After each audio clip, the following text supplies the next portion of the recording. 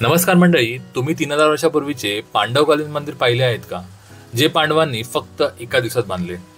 आज आपण कोकणवारीच्या तिसऱ्या भागात इतिहास आणि निसर्गाच्या कुशीत वसलेले देवगड तालुक्यातील वाडा गावातील विमलेश्वर मंदिर पाहणार आहोत, जे देवगड पासून फक्त 15 किलोमीटर वरती आहे. हे मंदिर डोंगराच्या पायथ्याशी कोरलेल्या मोठ्या जांभा दगडाच्या गुफेत वसलेले आहे.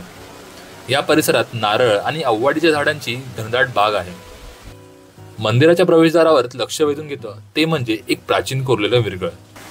पण सर्वात आश्चर्यकारक गोष्ट म्हणजे मंदिराजवळ सलग वर्षभर वाहणारा पाण्याचा स्रोत आहे, पण आजपर्यंत कोणालाच माहीत नाही हे पाणी कुठून येतं.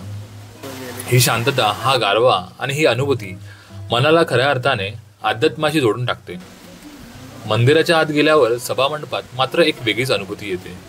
इथे आपल्याला वटवाघुळांचा वावर, गूढ अंधार दिसून येतो.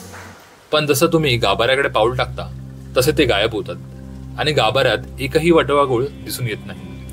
आपोआप मन थपकून जातं, जणू काही देवाचं तेज पाहून निसर्गही स्तब्ध झाला असावा. या मंदिराचं अजून एक वैशिष्ट्य म्हणजे इथे शिवलिंगाचे दर्शन घेण्यासाठी गाभाऱ्यात आपल्याला उतरावं लागत नाही, तर चढावं लागतं. जणू आपण एखाद्या आध्यात्मिक उंचीच्या दिशेने वाटचाल करत आहोत. प्राचीन इतिहास, नैसर्गिक सौंदर्य आणि गूढतेची चादर असलेले विमलेश्वर मंदिर हे फक्त एक मंदिर नाही, तर काळाच्या कपाटातील एक अनमोल आठवण आहे. तर मंडळी, तुम्ही या ठिकाणी कधी भेट दिली आहे का, आणि दिली असेल तर कमेंट करून सांगा. आणि कोकणातील अशाच ठिकाणांची माहितीसाठी मोटो व्लॉगर पेजला फॉलो करा. तर भेटूया पुढच्या भागात. तोपर्यंत स्टे ट्यून.